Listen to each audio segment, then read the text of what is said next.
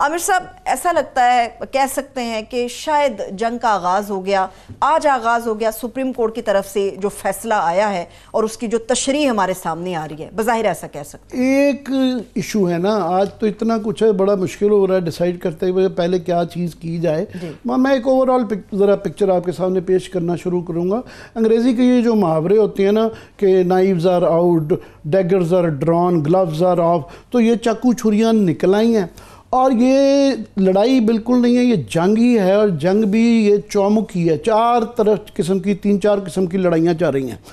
ایک تو جس طرح آپ نے ابتدائیے میں کہا کہ پارلیمان کی اور عدالت کی، سپریم کورٹ کی، ایک تو یہ لڑائی ہے، ایک عدالت کے اندر لڑائی چل رہی ہے کہ جو بینچ بنانے کے اختیار اور جو خط آج منصور علی شاہ صاحب نے لکھا ہے، اندرونی لڑائیاں چل رہی ہیں۔ پھر ایک سڑک کے اوپر لڑائی ہے کہ پی ٹی آئی نے میاں والی کا جلسہ 28 کو پنڈی میں کر لیا ہے، پنڈی میں کروانے کی اپنی مشکلات ہیں، یہاں پہ بڑے سوال ہیں، پنڈی میں تو سڑک، سو یہ ابھی لڑائی بڑھ گئی ہے۔ اب باری باری دیکھ لیتے ہیں کہ یہ ساری چیزیں آپس میں جڑی ہوئی ہیں۔ حکومت نے جو آج انہوں نے تو صاف انکار کر دیا ہے کہ جو یہ تفصیلی فیصلہ آیا ہے وہ شارٹ آرڈر کی ہی اسپرٹ ہے، مگر اس کے ساتھ انہوں نے ذرا بہت سخت الفاظ میں اپنی ایکسپلینیشن دی ہے اور کافی پھینٹی لگائی ہے الیکشن کمشنر کو کہ ان کو بھی اور بلے کے فیصلے کے متعلق بھی کہ یہ غلطیاں الیکشن کمیشن کی اور غلط فیصلوں کی اور تشریحوں کی ہیں جس کا قصوروار جو ہے سزا پی ٹی آئی کو نہیں دی جا سکتی۔ اب حکومت نے آج طارق صاحب نے ایک پریس کانفرنس جو کی ہے، انہوں نے کر دیا انکار، انہوں نے کہا جی ہم تو بالکل اس پہ عمل درآمد نہیں کرتے، اور تو جی وہ یہ پیش کر رہے ہیں کہ جی ہم چونکہ اب ایک نئی ترمیم لے کے آ چکے ہیں جس کے مطابق یہ سنی اتحاد والے جو ہے نا یہ پی ٹی آئی میں نہیں جا سکتے، اور یہ چونکہ قانون اب نیا ہے، سچویشن بدل گئی ہے تو ہم نہیں کرتے۔ تو ابھی یہ اس کے اوپر یہ سوال ہے کہ کیا جو ایک تو یہ قانون جو ہے آئینی ترمیم کو اوور رائٹ کرتا ہے، دوسرا یہ کہ کیا جو ہے اس میں ریٹروسپیکٹیو ایفیکٹ ہو سکتا ہے کہ یہ جو تفصیلی فیصلہ ہے اس میں وہ کہہ رہے ہیں کہ جناب یہ ہم شروع سے ہی یہ پی ٹی آئی کے لوگ تھے، سو یہ فیصلہ ترمیم جو قانون بنایا گیا ہے تو بدنیتی میں بنایا گیا، اس کی روشنی میں بنایا گیا، دوسرا کیا یہ ماضی کے ایک تاریخ کے حوالے سے ریٹروسپیکٹیو اس کی امپلیمنٹیشن ہو سکتی ہے؟ تو یہ ایک بڑا ایک سوال آ جاتا ہے۔ الیکشن کمیشن نے کوئی 5 دن سے اپنا ایک مناظرہ لگایا ہوا ہے اور وہ فیصلہ نہیں کر پا رہے، عمل درآمد وہ بھی نہیں کر رہے، اور اسپیکر صاحب نے بھی آف کورس نہیں کرنا چاہتے، اسپیکر صاحب نے خط بھی ان کو لکھ دیا ہے کہ آپ یہ نہیں کریں گے۔ اب یہ دیکھنا ہے کہ وہ کیا گیمبل کرتے ہیں، کہ ادھر چانس لیتے ہیں، پارلیمان کی طرف لیتے ہیں۔ پارلیمان نے بڑے سخت ایک قسم کی وارننگ ہی ہے، ان کو آگے بھی بڑی وارننگز مل چکی ہیں الیکشن کمشنر صاحب کو، مگر اس دفعہ بہت سخت الفاظ میں، جو کہ ماضی میں کبھی ان کے اوپر اگر چارج لگایا گیا تو یہ جو آج ان کی جو آبزرویشنز ہیں الیکشن کمیشن اور الیکشن کمشنر کے متعلق یہ استعمال ہو سکتی ہیں، تو ان کے لیے بھی بڑا رسک ہے کہ پارلیمان کی سننی ہے یا سپریم کورٹ کی سننی ہے۔ اب آ جاتے ہیں کہ لڑائی جو کہ سپریم کورٹ کے اندر جا رہی ہے،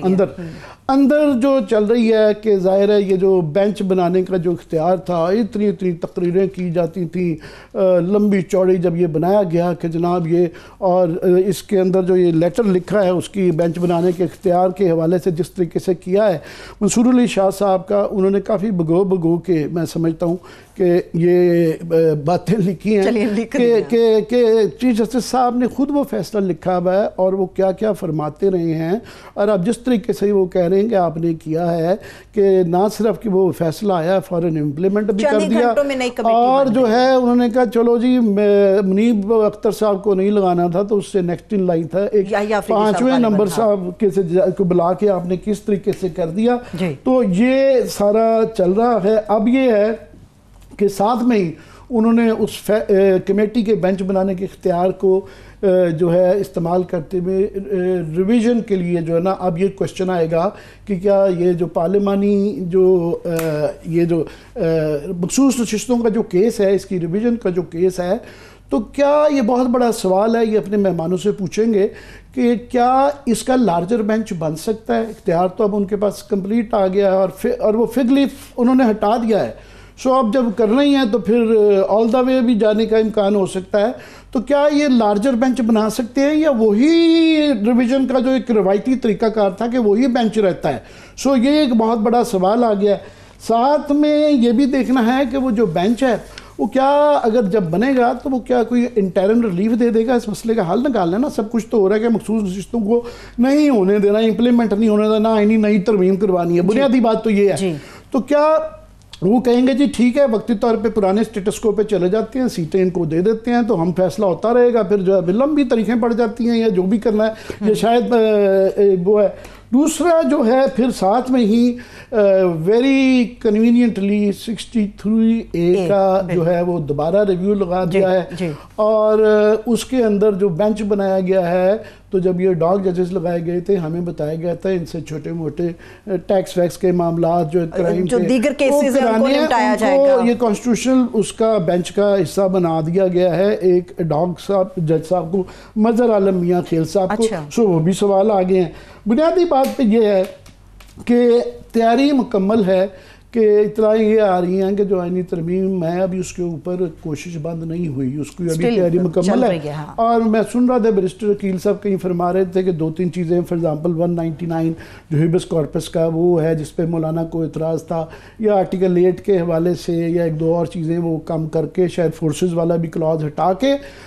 مولانا کو راضی کر لیں گے. وہ بڑے کانفیڈنٹ ہیں، ابھی بھی کانفیڈنٹ ہیں. بنیادی طور پہ سارا جو کھیل ہے وہ آئینی ترمیم کو نئی کو پاس کرانا ہے،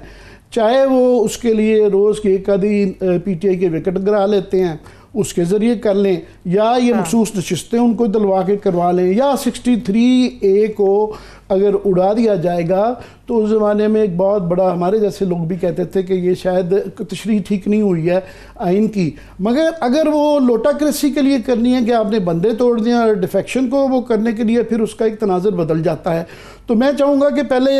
ہمارے مہمان کچھ دیر میں جوائن کریں گے، لیکن ہمارے ساتھ اس وقت عامر صاحب چونکہ عدالتی معاملات کے اوپر قانون کے اوپر بات کر رہے ہیں تو ہمارے اپنے 92 نیوز کی کورسپونڈنٹ ثاقب بشیر صاحب ہمارے ساتھ اسٹوڈیوز میں موجود ہیں. اب انہی کی طرف رخ کرتے ہیں اور عدالتی معاملات کے اوپر گفتگو کرتے ہیں. میں چاہوں گا ثاقب ایک تو جو اوورآل میں ایکسپلین کر رہا تھا یہ ساری چیزیں لوگوں نے سیپریٹلی کی ہیں تو میں نے ذرا اکٹھا کر کے اس سے مطلب نکالنے کہ اوورآل اپنا بھی ویو دے دے. دوسرا وہ جو